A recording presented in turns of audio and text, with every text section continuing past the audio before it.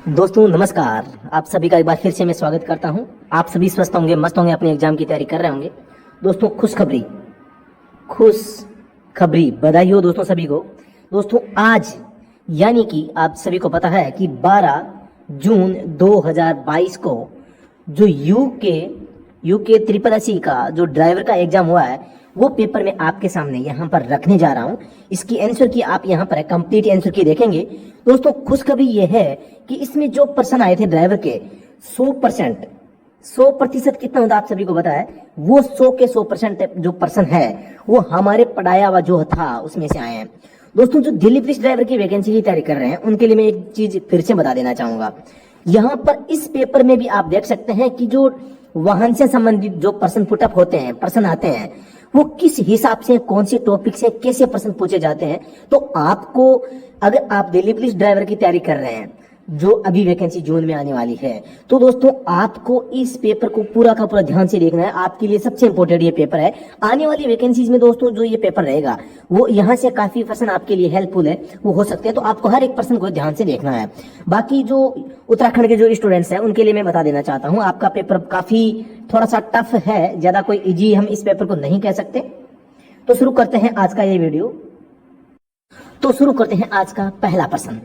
सबसे पहला प्रश्न पूछा गया था, जो हमने कई बार है इस प्रश्न को देख लिया था कि भी 100 मिली रक्त में एल्कोहल की कौन सी न्यूनतम मात्रा है जो पाए जाने पर चालक को मोटर वाहन अधिनियम 1988 की धारा 185 के अधीन दंडित किया जा सकता है। तो इसका मतलब है कि धारा जो 185 है वो किससे संबंधित है? शराब पीकर वाहन चलाने से संबंधित है। और इस धारा में ये कहा गया है कि भी अगर आपके जो 100 ml जो रक्त है इसमें अगर 30 mg, कितना 30 mg दोस्तों यहाँ पर अगर ब्लड में जो है आपका अल्कोहल पाया जाता है तो दोस्तों आप दोषी माने जाएंगे और आप पर वो जुर्माना लगाया जाएगा। अब जुर्माना कितना है दोस्तों? पहली बार में 10,000 का जुर्माना है और दूसरी बार में 15,000 का जुर्माना है। तो ये चीजें आपको ध्यान में रखनी है। साथ ही दोस्तों आपको ध्यान में रखना है धारा 203, जो एक तो धारा 203 है और एक है धारा 204। धारा 203 स्वास्थ्य परीक्षण का है, धारा 204 है वो प्रयोगशाला परीक्षण है।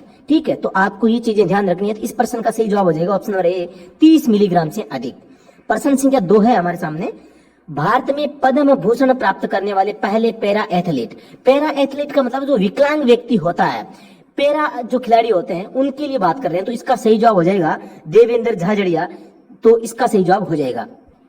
ये राजस्थान की चूरू डिस्ट्रिक्ट से है, सभी को पता हो। तो किसी वाहन में टेकोमीटर मापन करता है। बहुत अच्छा प्रश्न है दोस्तों। यहाँ पर घूर्ण चाल मापी, इसको हिंदी में मैं बात करता हूं तो यहाँ पर आप इसको है वो घूर्ण चाल मापी भी कह सकते हैं, घूर्ण चाल मापी कह दें या टेकोमीटर कह दें। कई बार प्रश्न पूछा जा चुका है और मैंने भी आपको कई बार है इस प्रश्न का जवाब है आपको दिया होगा। आपको याद है तो आप स्वयं बता सकते हैं। इस प्रश्न का जवाब है टेकोमीटर किसकी जांच करता है? शाफ्ट के घूमने की गति यानी कि इंजन के आरपीएम को बताता है। कौन बताता है? टेकोमीटर। जबकि जो स्पीड कौन बताता है? जो है स्पीडोमीटर बताता है। ठीक है, तो कुल तय की गई दूरी है उसकी गणना करता है ओडोमीटर। तो ये सभी के सभी आपको ध्यान में रखने हैं। प्रश्न संख्या 4 आपके सामने है। कटारमल के सूर्य मंदिर का निर्माण किस युग में या काल में हुआ? कटारमल के सूर्य मंदिर का निर्माण कुछ स्टूडेंट्स दोस्तों मैं बता देता हूँ। यहाँ पर जो यूके के जो पर्सन है वो आपको देखने हैं। तो इसका हो जाएगा सही जवाब हो जाएगा कत्यूरी काल में। ऑप्शन नंबर सी इसका सही आंसर हो जाएगा। प्रश्न संख्या 5 है। अल्मोड़ा जेल की स्थापना कब हुई थी? अल्मोड़ा जेल की स्थापना है वो हुई थी आपके 1816 में। ऑप्शन नंबर सी इसका सही जवाब हो जाएगा। ठीक है दोस्तों, अगले प्रश्न पर चलते हैं। गोमती व सरयू नदियों के संगम पर उत्तराखंड का कौन सा मंदिर स्थित है ये आपको बताना है। तो इसका सही जवाब हो जाएगा बागनाथ। क्या हो जाएगा दोस्तों? बागनाथ का मंदिर। ऑप्शन नंबर बी इसका सही आंसर है वो हो जाएगा। प्रश्न संख्या 7 है। बहुत अच्छा प्रश्न है, ड्राइवर का प्रश्न है। इंजन तेल में चिपचिपाहट या शांता में परिवर्तन का मुख्य कारण होता है। इंजन तेल में यानी कि चिकनाई कम होती है तो किसके कारण होती है? ये होती है दोस्तों यहाँ पर ताप के कारण, टेम्परेचर के कारण है। जो शांता है, चिपचिपाहट है वो कम होती है क्योंकि जे जितना लंबा ऑयल चलेगा, हम कहते हैं कभी कभी हम क्या कहते हैं, गाड़ी अगर 5000 किलोमीटर चल जाती है हम इंजन ऑयल को देखते हैं और हम कहते हैं कि यार इसका तो केवल रंग है वो काला हुआ है, ये अभी खराब नहीं हुआ है। लेकिन दोस्तों अगर काफी लंबे समय तक ऑयल चल जाता है तो इसका मतलब है कि वो है लगातार गर्म ठंडा होने की वजह से उसमें क्या चिकनाहट है वो कम हो जाती है। और उसी कारण से हम ये कह देते हैं कि यार ऑयल तो जैसा डाला था वैसा ही रंग रंग इसका दिख रहा है। केवल रंग से नहीं होता, इसकी जो चिकनाहट होती है दोस्तों, चिकनाई के जो गुण होते हैं वो समाप्त होते जाते हैं। तो ये होता है तापक्रम के कारण। ठीक है, तो ऑप्शन नंबर डी इसका सही हो जाएगा। प्रश्न संख्या 8 हम देखते हैं। एक दिशा में 3 लेन वाले कैरिजवे परिवहन मार्ग पर भारी वाहन किस लेन में चलाया जाएगा? यानी कि एक दिशा में, यानी कि एक कोई सड़क है, मोटी सड़क है, ठीक है, यहां पर एक बीच में वो जो डिवाइडर बना हुआ है, यहां पर आप देखते हैं कि 3 लेन मार्ग है। क्या है यहां पर, मैं दोबारा से बताता हूं, यहां पर 3 सड़कें हैं। ठीक है, तो इसमें ये 1 नंबर ये होगी, ये 2 नंबर, ये 3 नंबर ये है। अब आपको ये बताना है कि जो कैरिज वे यानी परिवहन मार्ग पर है, भारी वाहन होते हैं वो दोस्तों कहां पर चलाए जाते हैं? तो दोस्तों मैं सबसे पहले बता देता हूं, जो पहली लाइन होती है, पहली लाइन किसके लिए होती है दोस्तों? पहली लाइन ओवरटेकिंग लाइन होती है। क्या होती है? ओवरटेकिंग लाइन होती है, आपको हमेशा ध्यान रखना है। नंबर 2 जो होती है वो होती है दोस्तों, वैसे तो देखो दोस्तों यहाँ पर है वो कोई से भी वाहन चलाए जा सकते हैं, लेकिन विशेष रूप से हल्के जो एलएमवी व्हीकल्स होते हैं उनके लिए ये दोस्तों यहाँ पर निर्धारित होती है। नंबर 3 जो लेन होती है वो भारी वाहनों के लिए होती है। क्या होती है? भारी वाहनों के लिए। नंबर 3 भारी वाहन, नंबर 2 एलएमवी हल्के वाहन, और नंबर 1 है वो ओवरटेकिंग लेन होती है। तो आपसे ये पूछा गया है कि भाई यहाँ पर भारी वाहन किस लेन में चलाए जाएंगे? तो सबसे बाई लेन में। ठीक है, तो आपको ये चीज ध्यान में रखना है। प्रश्न संख्या 8 का जवाब हो जाएगा ऑप्शन नंबर सी। प्रश्न संख्या 8 है, अर्जुन अवार्ड से सम्मानित श्री सुरेंद्र सिंह कनवासी किस क्षेत्र से संबंधित है? अर्जुन अवार्ड से सम्मानित सुरेंद्र सिंह जो कनवासी है, इनका संबंध है दोस्तों नौकायन से। ऑप्शन नंबर डी इसका सही हो जाएगा। प्रश्न संख्या 10 है दोस्तों, एकदम सिंपल प्रश्न, आप देख सकते हैं यहाँ पर एक यानी गोल आकृति में एरो सीधा भी जा रहा है और साइड में भी जा रहा है, यानी कि आप सीधे भी जा सकते हैं और राइट में भी मुड़ सकते हैं। तो आपको यही तो बताना था, यानी आगे चलना या दाएं मुड़ना अनिवार्य, यानी आपको या तो आगे जाना पड़ेगा या दाएं मुड़ना पड़ेगा, ये दोनों में से एक काम आपको करना है। इसीलिए दोस्तों इसको अनिवार्य कहा जाता है। ऑप्शन नंबर सी इसका राइट आंसर है, हो जाएगा। प्रश्न संख्या 11 आपके सामने मैं रख रहा हूं। 11 नंबर प्रश्न भी एकदम सिंपल था, यानी गोल आकृति है। मैंने बताया था कई बार, एक रेखा है नो पार्किंग, 2 रेखा है नो पार्किंग नो स्टैंडिंग, यानी कि न तो आपको खड़ा रखना है न रोकना है। ऑप्शन नंबर 1 इसका है वो सही जवाब है, हो जाएगा। अगले प्रश्न पर हम चलते हैं। प्रश्न संख्या 12 है हमारे सामने।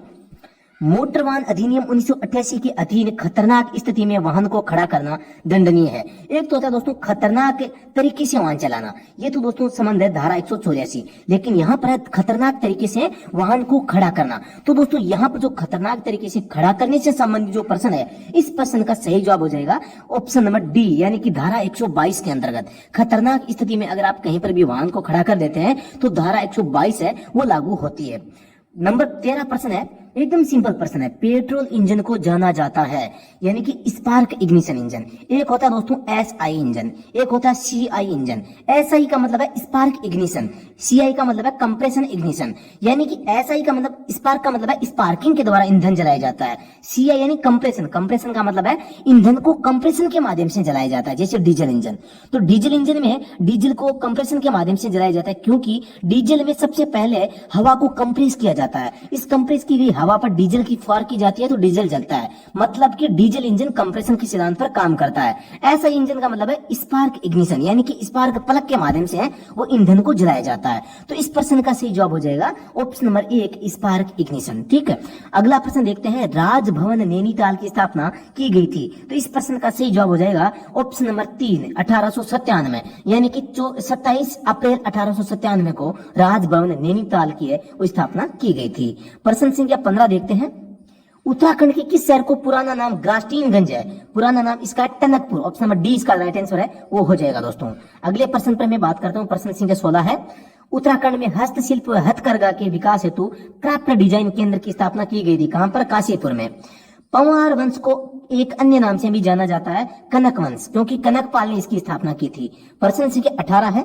हिमालयन इंस्टीट्यूट हॉस्पिटल ट्रस्ट जोली ग्रांट की स्थापना है वो किसने की थी? यहाँ पर स्वामी राम है, राम स्वामी नहीं है, स्वामी राम। ऑप्शन नंबर सी इसका सही है, वो जवाब हो जाएगा। प्रश्न संख्या 19 देखते हैं।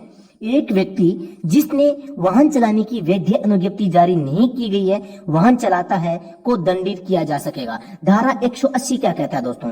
धारा 180 कहता है कि अगर बिना लाइसेंस के या अयोग्य व्यक्ति है कोई गाड़ी चलाता है तो इसकी जिम्मेदारी वाहन मालिक होगा। कौन होगा? वाहन मालिक होगा। धारा 181 कहता है कि अगर कोई अयोग्य व्यक्ति जिसके पास में लाइसेंस नहीं है गाड़ी चलाएगा तो वह स्वयं जिम्मेदार होगा। तो यहाँ पर स्वयं के बारे में बात कर रहे हैं कि अगर आपके पास में लाइसेंस नहीं है तो कितना जुर्माना आप पर वो लगाया जा सकता है। तो यहाँ पर मैं बता दूं 3 माह तक का कारावास या 5,000 रुपया जुर्माना या दोनों का प्रावधान यहाँ पर है वो किया गया। धारा चाहे 180 की बात हो चाहे 181 की बात हो दोस्तों, ये दोनों में ही 5,000/6 माह इस प्रकार का प्रावधान, सॉरी 3 माह का यहाँ पर प्रावधान है वो किया गया। ठीक है दोस्तों, तो आपको ये चीजें ध्यान रखनी है। दिल्ली पुलिस या आगे कोई भी वैकेंसी की तैयारी करते हैं तो उसमें भी आपको ये ध्यान में रखना है। 20 नंबर प्रश्न कई बार हमने बता दिया है, परिवहन वाहन चालन के लिए लाइसेंस की वैधता होती है 5 साल। 2019 से पहले दोस्तों ये कितना था, 3 साल था, लेकिन वर्तमान में इसे बदलकर 5 साल है वो कर दिया गया है। यानी कि जो ट्रांसपोर्ट जो हैवी लाइसेंस होता है उसकी बात हो रही है दोस्तों यहाँ पर। प्रश्न संख्या 21 है, वाहनों में भारत स्टेज मानक प्राथमिक रूप से दर्शाता है। कई बार मैंने ये प्रश्न पूछ लिया है, वायु प्रदूषक की मात्रा इंजन द्वारा है वो निकाली जाती है, उसको ये दोस्तों बताता है कौन, भारत स्टेज मानक। इसका संबंध प्रदूषण से है, ये मैंने कई बार आपको बता दिया था। जो हमारा टेलीग्राम चैनल है उस क्विज में भी ये प्रश्न मैंने कई बार आपको दे दिया था। तो ऑप्शन नंबर 1 इसका जो जवाब है वो सही हो जाएगा। अगले प्रश्न पर मैं चलता हूं। निम्न में से कौन भारत में ऑफ रोड कार रैली का चालक नहीं है? चेतन शिवरमन, विक्कू विनायकरम, ये नहीं है दोस्तों। गौरव गिल भी है, विक्कू बाबू भी है। यानी कि जो कार रेस है इसके अच्छे ड्राइवरों की बात हो रही है। प्रश्न संख्या 23 है, इंजन में केम शाफ्ट लगी होती है। दोस्तों मैंने आप सभी को बताया था कि यहाँ पर पिस्टन होता है, यहाँ पर पिस्टन होता है, इसके नीचे कनेक्टिंग रोड होती है सी, और इसके नीचे केम शाफ्ट होती है, इसे लंबा होता है, ऐसे होती है, सॉरी आडी पड़ी हुई होती है, इसके ऊपर जो मैकेनिज्म लगाया होता है, और यहाँ पर वो सबसे ऊपर है, यहाँ पर जो केम शाफ्ट होती है ये तो हो गई क्रैंक, ये तो हो गई क्रैंक, और ये सबसे ऊपर है वो होती है केम। ये दोनों दोस्तों मैंने कई बार आपको बता दिया था कि एक फैन बेल्ट के माध्यम से जुड़ी रहती है, जिसको टाइमिंग चेन के नाम से भी जाना जाता है या फैन बेल्ट के नाम से भी जाना जाता है। तो ये दोस्तों एक दूसरे के क्या होती है, समानांतर होती है। तो ऑप्शन नंबर बी हो जाएगा, क्रैंक शाफ्ट के समानांतर। ठीक है। लंबवता का तो मतलब होता है खड़ा, खड़ी तो होती नहीं है, आप सभी को पता है, झुकी हुई भी नहीं होती। प्रश्न संख्या 24 है, गढ़वाल नरेशों की राजधानी रहा चांदपुर गढ़ी नामक स्थान निम्न में से सबसे निकट है किसके? चमोली में, क्योंकि ये चमोली में स्थित है। स्वर्णिम घंटा, बहुत अच्छा प्रश्न है दोस्तों, यहाँ पर गोल्डन आवर की बात हो रही है। आप सबको पता है MVA की धारा जो 2 है, 2 की उपधारा 12 क, 2 की उपधारा 12 क में दोस्तों स्वर्णिम घंटे का उल्लेख है वो किया गया है, और इसके तहत ये बताया गया है कि अभिघात यानी किसी दुर्घटना क्षति के पश्चात 1 घंटे तक रहने वाली काल अवधि जिसके दौरान मृत्यु को निवारित करने की अधिकतम संभावना है वो रहती है। यानी कि मृत्यु को निवारित का मतलब है मृत्यु से व्यक्ति को बचाया जा सकता है। किसी दुर्घटना की तुरंत बाद का जो 1 घंटे का समय होता है वो गोल्डन हॉर यानी कि स्वर्णिम घंटा के नाम से जाना जाता है। दोस्तों ये हमारी जो ई बुक है उसके पहले ही पेज में प्रश्न है, द्वारा हाट मंदिर समय बनाया गया है। द्वारा हाट मंदिर है वो किसके द्वारा बनाया गया है? कत्यूरी राजाओं के द्वारा। प्रश्न संख्या 27 हम देखते हैं, मोटर वाहन अधिनियम 1988 की धारा 8(3) के अनुसार परिवहन वाहन चलाने के लिए प्रत्येक आवेदन के साथ संलग्नित होगा। इसमें यह बताया गया कि जो परिवहन चलाने के लिए जो लाइसेंस का आवेदन करते हैं तो उसके साथ में आपके पास में चिकित्सा प्रमाण पत्र होना चाहिए, यानी कि मेडिकल सर्टिफिकेट होना चाहिए। दोस्तों मैं मेडिकल सर्टिफिकेट से संबंधित कथन बता देता हूं। इसमें मेडिकल सर्टिफिकेट के लिए फॉर्म नंबर 1A भरा जाता है। एक फॉर्म नंबर 1 होता है जो कि मेडिकल यानी स्व घोषणा पत्र होता है। स्व घोषणा किसका? फिटनेस किसकी? स्वयं व्यक्ति की कि भी मैं स्वस्थ हूँ। एक होता है कि परिवहन लाइसेंस के लिए आप आवेदन करते हैं तो आपको डॉक्टर से लिखाकर आपको ये मेडिकल सर्टिफिकेट देना होता है। ये कंडीशन इसमें ये है कि आपकी इसमें फोटो लगी होनी चाहिए। साथ ही दोस्तों इसकी वैलिडिटी 1 साल तक होती है, यानी 1 वर्ष तक होती है। दूसरी बात ये है कि अगर आप इसे लाइसेंस बनाते समय इसे आप दे देते हैं तो उसके बाद में आपकी उम्र 40 साल हो जाती है, तब तक आपको दोस्तों यहाँ पर है दोबारा से मेडिकल देने की आवश्यकता नहीं है। लेकिन आपने माना कि 20 साल की उम्र में HME बनाया और आपने अगर 42 साल की उम्र में आपने अब इसे रिन्यू करवा रहे हैं तो आपको दोबारा से मेडिकल सर्टिफिकेट है वो देना पड़ेगा। इस प्रश्न का सही जवाब बी हो जाएगा। प्रश्न संख्या 28 बहुत अच्छा प्रश्न है, ट्यूब वाले टायर की अपेक्षा बिना ट्यूब जो ट्यूबलेस टायर का लाभ है वो आपको बताना। बेहतर ईंधन दक्षता, बिल्कुल सही बात है। और प्लेट चलने की कम संभावना, ये भी सही है। वायु का धीमा रिसाव, ये भी सही है, क्योंकि जो ट्यूब वाले टायर होते हैं वो पंचर होने पर अचानक खाली हो जाते हैं, जबकि दोस्तों जो ये ट्यूबलेस टायर है इनमें से हवा और धीरे धीरे वो निकलती है। बेहतर ईंधन दक्षता का मतलब है कि ईंधन है इसमें कम खर्च होता है। एक जो प्रति लीटर ईंधन है उस पे गाड़ी है वो ज्यादा माइलेज देती है दोस्तों यहाँ पर। तो दोस्तों यहाँ पर जो सही जवाब है ऑप्शन नंबर डी उपयुक्त सभी हो जाएगा। प्रश्न संख्या हम अगला देखते हैं, 29 नंबर प्रश्न है, उत्तराखंड में प्रजामंडल तारामंडल आंदोलन प्रारंभ किया गया था? देव सुमन के द्वारा। अगला प्रश्न देखते हैं, विश्व में HIV संक्रमितों में भारत की स्थिति कौन सी है? दोस्तों तीसरा स्थान भारत में। भारत देखो हर स्थिति में, चाहे अच्छा काम हो चाहे बुरा काम हो, लेकिन भारत रिकॉर्ड तो जरूर बनाता है। तो यहाँ पर HIV में भी दोस्तों यहाँ पर तीसरा स्थान है। प्रश्न संख्या 31 है, प्रथम विश्व युद्ध के दौरान प्रथम गढ़वाल राइफल्स के नायक कौन थे? दोस्तों यहाँ पर जो प्रश्न संख्या 31 है, इसका सही जवाब हो जाएगा दरबान सिंह नेगी। दरबान सिंह नेगी। प्रश्न संख्या 32 है, कनेक्टिंग रोड को पिस्टन से जोड़ा जाता है। कनेक्टिंग रोड को दोस्तों पिस्टन से जोड़ा जाता है। मैंने बताया था पिस्टन होता है, पिस्टन के नीचे यहाँ पर कनेक्टिंग रोड होती है जो इससे जुड़ती है। अब जो ये आपका पिस्टन होता है, इस पिस्टन में बीच में छेद होता है और इसी छेद में जो कनेक्टिंग रोड है इसको फंसाया जाता है, और ये इस जो ये पिन फंसाई जाती है इस छेद में, उसका नाम पूछा है तो इसका नाम होता है दोस्तों पिस्टन पिन। पिस्टन पिन को दोस्तों हम गजन पिन के नाम से भी जान सकते हैं या रिस्ट पिन के नाम से भी है वो जान सकते हैं। तो आपको सारे के सारे नाम है वो याद रखने हैं। WRIST अंग्रेजी में नाम पूछे तो ये आपको देखना है, ठीक है। तो आपको ये चीजें नाम याद रखने हैं। प्रश्न संख्या 32 का सही जवाब हो जाएगा ऑप्शन नंबर डी। अगला प्रश्न देखते हैं, हारुल उत्तराखंड की किस जनजाति का नृत्य है? जौनसारी का। अगला प्रश्न है, हरेला पर्व संबंधित है पौधारोपण से। प्रश्न संख्या 35 है, मोटर वाहन अधिनियम 1988 के अधीन ओमनी बस से तात्पर्य। दोस्तों मैंने जो class number 7 Delhi police driver के लिए थी, उत्तराखंड ड्राइवर के लिए भी मैंने ली थी दोस्तों, उसमें मैंने डेफिनेशन दी थी, उसमें मैंने ओमनी बस के बारे में बताया था ओमनी बस क्या होती है। तो यहाँ पर ओमनी बस होती है दोस्तों, क्या होती है, यहाँ पर चालक को छोड़कर 6 से अधिक यात्रियों को ले जाने के लिए निर्मित या अनुकूलित कोई भी मोटर वाहन है उसे दोस्तों ओमनी बस के नाम से जाना जाता है। जिसमें दोस्तों कोई मोटर वाहन जो सामान ले जाने हेतु निर्मित, सामान के लिए नहीं होती दोस्तों, ये किसके लिए होती है? यात्रियों के लिए होती है। यात्रियों का सामान तो इसमें जरूर जा सकता है। तो इस प्रश्न का सही जवाब है ऑप्शन नंबर बी। अगला प्रश्न देखते हैं, प्रश्न संख्या 36 हो जाएगा। बहुत अच्छा प्रश्न है, एकदम सिंपल है। ऑटोमोबाइल में बैटरी का मुख्य कार्य होता है विद्युत के स्टेबलाइजर के रूप में कार्य करना। बिल्कुल गलत है। इंजन के चलने के दौरान हर समय विद्युत प्रणाली को विद्युत की आपूर्ति करना, ये सबसे अच्छा जवाब होगा। अल्टरनेटर को विद्युत आपूर्ति, ये भी गलत होगा। इंजन स्टार्ट करते समय स्टार्टर मोटर को चालू करने के लिए अत्यधिक मात्रा में विद्युत की आपूर्ति। दोस्तों जो इंजन स्टार्ट करते हैं तो विद्युत है वो बैटरी के पास में जितनी होगी उतनी ही मिलेगी। अत्यधिक का कोई मतलब नहीं है यहाँ पे, अत्यधिक बैटरी यहाँ पर बढ़ा के नहीं देगा। जो सोलेनोइड स्विच होता है, जो स्टार्टर होता है, इसकी जो मतलब असेंबली होती है वही उसे बढ़ाने का काम है वो करती है, जबकि जो बैटरी होती है वो तो बस जितनी उसके पास में एनर्जी है उसे देने का प्रयास है वो करता है। तो प्रश्न संख्या 37 है दोस्तों, ये भी मैंने आपको उसमें जो मोटर व्हीकल एक्ट की जो क्लास थी उसमें बता दिया था। ई गाड़ी या ई रिक्शा से क्या तात्पर्य? माल या यात्रियों के वाहन हेतु 3 पहियों को धारण करने वाला 4000 वोट से अनअधिक यानी कम शक्ति का विशेष प्रयोजन बैटरी चालित सशक्त यान जो होता है, यानी बैटरी से चलने वाला ऐसा यान जो 4000 वोट से कम बैटरी से वो चलता है, तो उसको दोस्तों क्या कहते हैं? ई गाड़ी या ई रिक्शा के नाम से जाना जाता है। इसका जो संबंध है दोस्तों यहाँ पर धारा 2A में इसका उल्लेख है वो किया गया है, ठीक है। तो आपको ये चीजें ध्यान में रखनी है। इसके अलावा दोस्तों मैं आपको चीज बता देता हूँ, यहाँ पर जो ये मतलब रिक्शे होते हैं इन पर आपको विशेष रूप से ये ध्यान रखना है कि इनका वजन अगर 7500 किलोग्राम से कम होता है तो इनको LMV लाइसेंस से भी चलाया वो जा सकता है। इसके अलावा दोस्तों एक चीज और आती है कि जो ये लाइट से चलने वाले जो रिक्शे होते हैं, बैटरी से चलने वाली जो गाड़ियां होती है, इसमें किस प्रकार की बैटरी का इस्तेमाल किया जाता है? तो लिथियम में बैटरी का प्रयोग दोस्तों आजकल इन गाड़ियों में वो किया जाता है। अब आप कहोगे कि लिथियम है तो जो बाकी के जो वाहन होते हैं इनमें कौन सी जो बैटरी है वो होती है? तो आपको उसमें बताना है, उसमें सल्फ्यूरिक एसिड बैटरी होती है। कौन सी होती है? उनमें जो है जो सल्फ्यूरिक एसिड वाली जो बैटरी है उसका प्रयोग किया जाता है, जबकि जो आजकल जो आधुनिक बैटरी से चलने वाले वाहन होते हैं इसमें लिथियम बैटरी का प्रयोग है वो किया जाता है।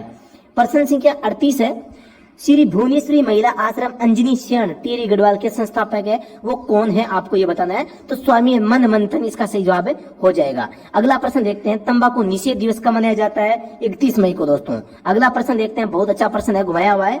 नीचे दिए गए आज्ञापक संकेत का अर्थ है। तो दोस्तों यहाँ पर एक चीज बताऊं मैं आपको, यह शब्दों का खेल है दोस्तों। यहाँ पर एक चीज मैं आपको बताऊं, त्रिभुज में बनाया गया है तो त्रिभुज में जो चिन्ह होता है वो कौन सा होता है? आप सभी को पता है, चेतावनी संकेत होता है। लेकिन इसने यहाँ पर लिख दिया क्या?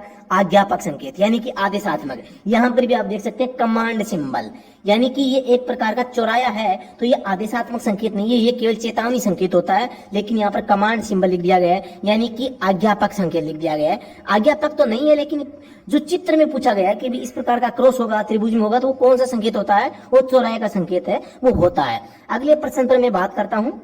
प्रश्न संख्या 41 है, भारत सरकार द्वारा फूलों की घाटी को राष्ट्रीय उद्यान कब है वो घोषित किया गया? तो इस प्रश्न का जो सही जवाब हो जाएगा 1982। प्रश्न संख्या 42 से बहुत अच्छा प्रश्न है। ये देखो कितना अच्छा घुमा के प्रश्न दिया। ब्रेक फ्लूइड यानी द्रव्य का मुख्य कार्य होता है, यानी कि जो ब्रेक ऑयल होता है उसका काम क्या होता है? दोस्तों एक पर ऑप्शन नंबर 1 है संवहन। ज्यादातर स्टूडेंट्स ने दोस्तों संवहन का जो जवाब है वही सही किया है। दोस्तों मैं आपको बता देता हूं, जो ब्रेक फ्लूइड होता है, ब्रेक जो ऑयल होता है उसका प्रयोग किस लिए किया जाता है? संवहन का मतलब होता है लुब्रिकेट करना, लुब्रिकेशन करना, यानी कि जो ब्रेक के जो पार्ट्स है उनमें दोस्तों चिकना ही देना। लेकिन जो ब्रेक फ्लूइड होता है, जो ब्रेक ऑयल होता है, इसका काम क्या होता है? जो ब्रेक ऑयल होते हैं उनमें शक्ति व बल का हस्तांतरण करने के लिए काम है वो लिया जाता है। तो इस प्रश्न का सही जवाब हो जाएगा शक्ति व बल का हस्तांतरण। क्योंकि आप सभी को पता है जो ब्रेक होते हैं जो कि ब्रेक फ्लूइड से, यानी कि जो मतलब कि हाइड्रोलिक ब्रेक होते हैं, उनमें दोस्तों ब्रेक फ्लूइड क्या काम करता है? वो शक्ति प्रदान करने का काम करता है और हस्तांतरण, बल हस्तांतरण करने का काम करता है, यानी कि आगे धकेलने का काम है वो करता है। तो इस प्रकार से ऑप्शन नंबर बी 42 का सही हो जाएगा। प्रश्न संख्या 43 है, निम्नलिखित में से कौन सी बीमारी या बीमारियां अशुद्ध जल के उपयोग से होती है? दोस्तों टाइफाइड, पीलिया, हैजा, पैची सभी है वो आपके अशुद्ध गंदे जल से होती है। प्रश्न संख्या 44 है दोस्तों, जो कोई सुरक्षा बेल्ट पहने बिना मोटर वाहन चलाता है निम्न जुर्माने से दंडित है, वो किया जाएगा 2000, 500 रुपए, 1000 और उपयुक्त में से कोई नहीं। तो इस प्रश्न का सही जवाब हो जाएगा 1000 का जुर्माना है वो सीट बेल्ट नहीं लगाने पर है आपके खिलाफ है वो लगाया जाएगा। दोस्तों अगले प्रश्न पर मैं चलता हूं, तंबाकू की लत होती है निकोटीन के कारण, क्योंकि इसमें निकोटीन नामक पदार्थ होता है। HIV पॉजिटिव व्यक्तियों के लिए प्रतीक चिन्ह होता है लाल रिबन। कौन सा होता है? लाल रिबन। टिहरी रियासत में कीर्ति नगर आंदोलन है वो कब हुआ था आपको ये बताना है। तो इसका सही जवाब हो जाएगा 10 जनवरी 1948, यानी कि 1948 में हुआ है। ऑप्शन नंबर बी इसका राइट आंसर है हो जाएगा। प्रश्न संख्या 48 है, मध्यकालीन उत्तराखंड में सिरतान किस व्यवस्था से संबंधित है? सिरतान भू व्यवस्था से संबंधित है। हालांकि सिरतान का संबंध अनाज से है दोस्तों, लेकिन अनाज है, अनाज या कर व्यवस्था जो खेतों से होता था, कर यानी कि जो लगान वसूला जाता था उससे संबंध होता है। लेकिन यहाँ पर भू व्यवस्था नाम आया तो भू व्यवस्था करना है। वाहन के टायर के नामकरण में आर का मतलब क्या है? आर रेडियल टायर का प्रकार होता है दोस्तों, ये एक प्रकार की टायर क्या बनाने की प्रक्रिया होती है। उत्तराखंड की डॉक्टर माधुरी बर्थवाल को 2022 ईस्वी में सम्मानित किया गया। किस पुरस्कार से सम्मानित किया गया ये आपको बताना है। पद्म श्री पुरस्कार से इसको सम्मानित किया गया है। ऑप्शन नंबर 1 इसका राइट आंसर हो जाएगा। तो दोस्तों आपके पेपर में जैसा मैंने आपको कहा था, तो दोस्तों यहाँ पर एक चीज आपको ये ध्यान देनी है कि यहाँ पर जो मेरिट की बात करता हूँ मैं कि मेरिट कितनी रह सकती है, कितना क्या इसको स्कोर रह सकता है। तो दोस्तों स्टूडेंट्स को ध्यान में रखते हुए, पेपर को ध्यान में रखते हुए तो मुझे तो थोड़ी चिंता हो रही है कि भाई इसकी क्या कितने जा रहे हैं, कुछ मैं अनुमान नहीं लगा पा रहा हूँ। लेकिन फिर भी जो मेरा नजरिया है वो ये कहता है कि इसमें आपके 50 प्रश्न आए हैं, 50 में से अगर कोई बंदा 25% सही कर देता है तो दोस्तों मेरे हिसाब से यहाँ पर बहुत अच्छा स्कोर है वो कर रहा है। क्योंकि नेगेटिव मार्किंग थी, जीके कितना हार्ड पूछा है, ड्राइविंग जो स्किल के जो प्रश्न थे, मेंटेनेंस के थे, वो भी दोस्तों काफी अच्छे प्रश्न यहाँ पर आपसे पूछे गए थे। एक भी प्रश्न सरल नहीं था। साइंस से जो संबंधित प्रश्न आए थे वो भी दोस्तों हार्ड थे। तो दोस्तों आप अपना स्कोर है मुझे कमेंट सेक्शन में जरूर बताएं कि आपके कितने परसेंट सही हो रहे हैं, ठीक है। लेकिन मैं बता देता हूं जिसके 25% सही हो रहे हैं वो सेफ जोन में है मेरे हिसाब से। दोस्तों सेफ जोन में वो रहेगा। बाकी दोस्तों सब कुछ है वो आपके रिजल्ट आने से पता चलता है। ऐसे ये तो हम एक गेस करते हैं, एक अनुमान लगाते हैं कि भी कितना क्या हो सकता है। क्योंकि नेगेटिव मार्किंग थी, प्रश्न पेपर जो जीके है वो भी थोड़ा सा हार्ड आया है, बिना मतलब कि हर कोई व्यक्ति नहीं कर सकता। और स्टूडेंट्स की संख्या मात्र 19,000 ने फॉर्म भरा था। तो इसकी उपस्थिति के बारे में भी जब जल्दी जानकारी आ जाएगी भी कितने लोगों ने इसका एग्जाम दिया है। तो ये सब चीजें हैं, यहाँ पर आपको ज्यादा चिंता की आवश्यकता नहीं है। अगर आपका स्कोर 25 या इसके आसपास है तो आप इसमें मेरे हिसाब से पास हो जाएंगे, ठीक है। तो दोस्तों आप अपने नंबर और कमेंट सेक्शन में जरूर बताएं कि आपके नंबर कितने अंक है वो आए हैं, ताकि हम एक पोल है वो तैयार कर सकें जिससे ये अनुमान लगाया जा सके कि भी आपके कितने नंबर आए। पोल में विजिट करने के लिए दोस्तों डिस्क्रिप्शन में टेलीग्राम चैनल का लिंक है, उस लिंक से आप टेलीग्राम चैनल ज्वाइन करें। वहां पर मैंने मेरिट के लिए एक पोल डाल दिया है, आपको वहां पर वोट करना है कि आपके अंक है वो कितने आए हैं, ठीक है। तो उससे क्या है हम एक मेरिट का अनुमान है वो लगा पाएंगे कि भी कितनी जो मेरिट है वो जा सकती है। तो ठीक है, तो आपको वहां पर टेलीग्राम पे जाके उस पोल में वोट जरूर देना है। वोट कैसे देंगे? सबसे पहले डिस्क्रिप्शन में टेलीग्राम का लिंक है, या व्हाट्सएप पर हेलो लिखी भेजो, मैं आपको टेलीग्राम का लिंक भेज देता हूं, उससे आप टेलीग्राम चैनल ज्वाइन करें। वहां पर आपको पोल है वो मिल जाएगा, उसको आपको वोट है वो करना है, ठीक है। तो दोस्तों अभी के लिए इतना ही, फिर से मिलते हैं नेक्स्ट वीडियो में। तब तक के लिए धन्यवाद, जय हिंद।